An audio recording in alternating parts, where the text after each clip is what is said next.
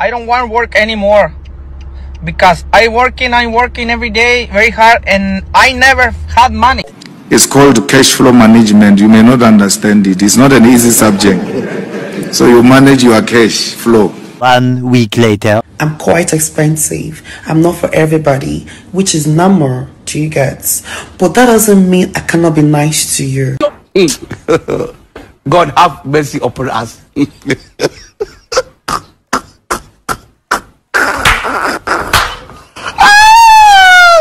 My name is Asitonka Agri Abba and channel is called Asi Darling because I'm such a darling. Hi guys and welcome back to my YouTube channel. Sugar Asi Darling aka Asi of Canada. Oh my god, I love saying that, and I am back with another video. Thank you so much for clicking once again. If you're new to this channel, please consider subscribing, and to all my OGs, hey, to all my main gang, please comment down below, let me know. Gang, your girl has been busy. I wouldn't even lie. I have been taking up shifts, hey, the way I have been hustling, Jesus, and also trying to balance school, making sure that everything is okay, and my head has been tight, but I am here, and today we are going to be talking about the part 2 of my culture shock video. Don't worry, all the backstory, all the gist, I'm going to be laying it for you guys. Just let's get right into today's video. Point number 1: scent-free workplaces. Okay, so one of the things that you might not be so used to is the fact that here in Canada there are certain workplaces that are scent-free. So it's a place like Service Canada. I know somebody that I worked with. I did a shift with her and she told me that she went to Service Canada, she wore her normal perfume and they actually walked her out. Initially she was like, what did she do and all of that, and they had to even bring the manager, the boss, everybody told her no, it's not on her, it's just that it was written there, it's a scent-free space. Maybe because every other person, like there are different people that react a lot maybe to different scents, so you don't be scared when you see these places scent free. So if you're used to choking perfumes, you might not be able to walk there, or they will let you know like beforehand they're scent free deodorants, they're scent free like body sprays, like there are many things that are just scent free. So look into that line. For those of you that probably have fallen ill or needed surgery or one thing or the other, there are some of those like procedures that will tell you to use scent-free products and all of that. So but it's a big deal here, and it's something that might come as a shock to you. Let's get to point number 2. Point number 2 will be plenty allergies. Guys, a lot of allergies here. People are allergic to, of course you would have known, allergic to peanuts, severe allergy. I'm talking EpiPen level. Most people have an EpiPen just around them. And the new one for me was gluten allergy. I know that people like gluten-free things, maybe because of health reasons or they want a healthier diet. But this is like a severe gluten allergy. Those people are called the people that have like, they are celiacs. So if you have celiac, it means if you ingest gluten, you will die.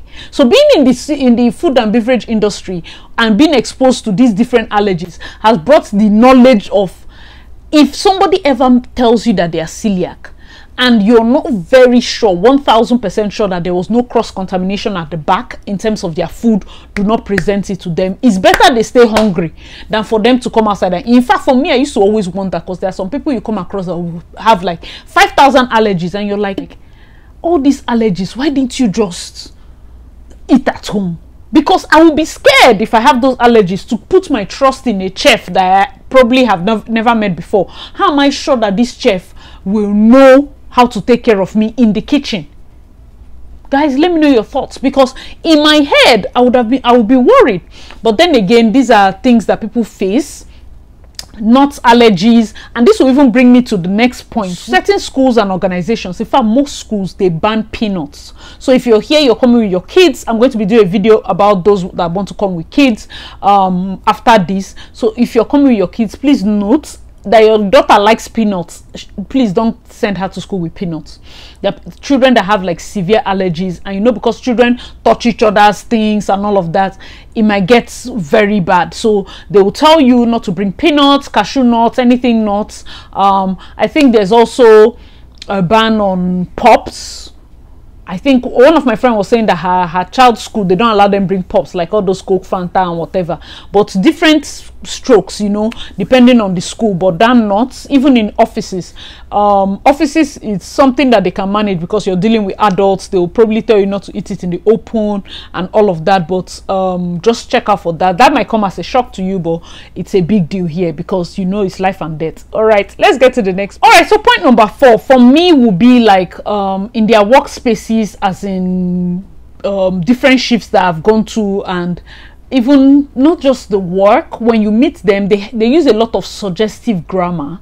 I don't know if that is proper grammar or correct grammar. So if I want you to pick something for me, I might go like, Asi, when you have time, can you pick that thing for me? Like the grammar is suggestive. It's not like, please Asi, get that thing for me. I feel like they eliminated, in some cases, you will not even hear please or thank you, you know, or sorry, you know, those basic polite words. It is the suggestiveness of the sentence that makes it sound polite. Do you understand? Like if I don't get you directly to say, okay, get this, can somebody get this for me? Can somebody sort this out for me? And then we're like 10, and if you don't say this person or you, please get this thing for me, it might be confusing. For me, it's confusing because, of course, we have to write IELTS and do other things to come. So we need to understand proper grammar. Or if you're saying, there's one that gets to me so much. If it were me, I would have done X. Or if it were me, I would have done Y. But it's not you. And me, I want to do Z. Do you understand? Like, and this thing they're telling you, they're not telling you, as suggestive as it sounds, it's not a suggestion. Like, they actually want you to do it. But then they say, if it were me. I had to stop one. I was like, what do you mean if it were me? Because I'm not you and I'm different. Like it's confusing. I'm not trying to be rude, but it's confusing. What do you want me to do? Do you want me to do? Okay, I think it's better you just do this one. Let's leave this one for now. Let me know. If it were me, it's not working. Guys, if you've experienced it, let me know your thoughts in the comment section, because the suggestive grammar gets to, I have to stand and understand and try to, please. Let's be direct. You can be polite and still direct. Like you can actually be direct and polite. Make sure you use your please. Make sure you use your thank you and use your sorries. The suggestive nature of the grammar is not what, for me in my head, it doesn't ring as politeness. It's just confusing. So that's one thing I've noticed. If you have noticed that, let us know your thoughts. Let's get to the next one. The next one will be the amount of homeless addicts you will see. Hey, I don't know if I've said this thing before, but hey, for me to say it again, it then means the last time I said it and now they don't increase. Everywhere. Falling down. I don't know the scheme that has been put in place, but this is something else. In fact, I experienced some funny things. Like if you enter the bus with them, they come in and they're like in a trance. And then one thing that has, in fact, twice that I entered their bus, they carry Axe body spray. One lady like this basically carried her shirt, used Axe body spray, almost finished the body spray on this shirt. One Indian boy was in front, he was almost coughing to death. She kept spraying the shirt inside bus, spraying and spraying and spraying. One other couple that I entered on that, hey God, why didn't they find me con like this? They were at the back seat too. They carry Axe body spray, spray shirt, spray shirt, spray shirt. I don't know. I feel like for those of you that are in social work and mental health and dealing with all these people recovering, what is the government doing per se? Because I don't know. I think I'm seeing more people. Am I seeing more homeless addicts now because it is summer? It's a bit warmer, and then minus when it was cold and probably they had to go to the shelter. You know, guys, let me know your thoughts in the comment section, because it's crazy. It gets crazy daily. You see them on the streets. You see them almost everywhere. Okay, and that's one thing that might come off as a shock to you. The next point is that kids here smoke at a very young age. I entered the bus once and a couple of kids came in, let's say 13, 14 max. 12, 13, 14 max. Teenagers. These people were grinding Igbo. Hey! They were grinding weed and adding pepper and rolling it.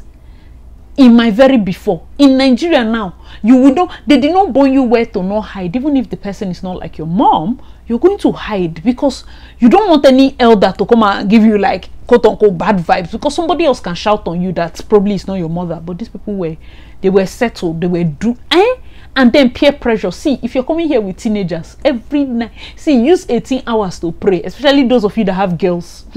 Use 18 hours to be praying, no, because what my eyes have seen, these people smoke very young age. And then the peer pressure part is the part that I know that one of the boys that was sitting there, the one that was close to the window, he didn't look like he wanted to partake, but they kept putting him, and him too, based on he wants to feel among the cool guys, he was putting body to I said, God, I beg, go save. This is how these things happen. Another part, I some of these my shifts, I come back very late. So there was one particular shift to close by like 12 past 12. In fact, we were supposed to close by 1 a.m, but like past 12, they said 12 o'clock, they said okay, we should go. And then I got to the station like past midnight. Jesus, when pants is longer than skirts, what is it called? Is that supposed to be a skirt? There's nothing my eye did not see. These girls were coming from all sorts of festival, falling down, standing up, you know. The one said, oh, her parents have not even called her. This one's then in one corner, some guys were like, oh, that there's a sleepover in a girl's house. The parents have allowed all the girls to come to that house, but the girl has a brother that also goes to their school, so they're planning on how to sneak into the brother's room, and then from the brother's room they will now meet up with the girls when the parents are asleep. And God, they protect picking for this place. So if you have noticed it, let me know your thoughts in the comment section. It is crazy, the level. Let's get to the next one. All right, so the next point, of course, is an upbeat point, which is that kids can work in the summer. Like, I've seen a lot of kids doing summer jobs, which is amazing because it gives them this immersive learning. So if you want like your kids to have other things that they are worrying about, putting them through like summer job can be good. I don't know the age particularly that they start, but probably there's one of my neighbor that was saying that his child was really big, so I think she started very early. So if you're below the workable age, I think they pay you $1 less than the normal one or something like that. There's maybe 14 or 15, or I can't remember how much exactly they'll pay you. So you can get to Tim Hortons or any of those easy like fast food chains, submit your CVs and all of that, and it also helps them a lot. Another part that I'm sure that a lot of you probably you are aware of, or some of you are not really aware of, is the fact that there are many born Canadians that are not doing well. I know that there are people, in fact my sister showed me somebody's testimonial for Canada PR. She had written IELTS 5 times. Her husband has written 3 times. She has done French. She has done this. She has done that. And for the first time in a long time, usually when I see those things, I'm very like, hey, Omo, hey, Omo, you know, hey, thank God for her. For the first time in a long time, I'm like, may this land favor her. May this land meet her expectation. Do you understand? Like, it now gets to a point where you're like, hey, all this your sweat equity may be worth it. You know, that kind of very intentional prayer, you know, that you pray for somebody, seeing how much they invested into coming here. So please make sure that this is actually what you want to do, because we have people that are with that blue passport and it's not like everything is working out for them. In fact, their jobs are even less than some of the jobs that you might get when you come in and then exert your skills into it. But guys, let me know your thoughts in the comment section below concerning that. But these are like the main points when it comes to culture shock that I have now. I'm going to be doing another video showing you guys like my culture shock part 3 as I go. You know, one thing I've always said was everything I experience in Canada, I will be sharing with you people part-time. So I'm experiencing it, I'm sharing it, and I'm able to teach and probably show somebody what it is like here living in Canada as an international student. Hope you guys enjoyed this video. I remain your girl, Darlene. Make sure to leave your comments and your culture shock in the comment section below. If there's any video you want me to do, please leave it. Don't be disturbed, don't be perturbed, don't mind me. It's school stress. Soon your girl will graduate and then I will have time, you know, because I know it's just work and it's content that is holding me. Now there are many things, okay? Forgive me, let me just, you know, face school head on and also face work and try to strike a balance. Okay, so I'm going to be giving you guys all the tea about my job and everything. I just really need to have need some time to tie up some loose ends, make sure that I prepare, write IELTS, do all the things to set myself up for the schemes, the new schemes that have been coming up for tech route and all of that, concerning the immigration pilot programs and all of that. So your girl is on it. Thank you so much for the person that dropped the comment and said, oh, I have to start working on my PR. Yes. I just want to finish school because the things to work on, there are a lot. Thank you guys so much for watching. I truly appreciate the love. I'm your girl Acid Darling. Please check out my other videos and I'll see you in my next one. Bye guys.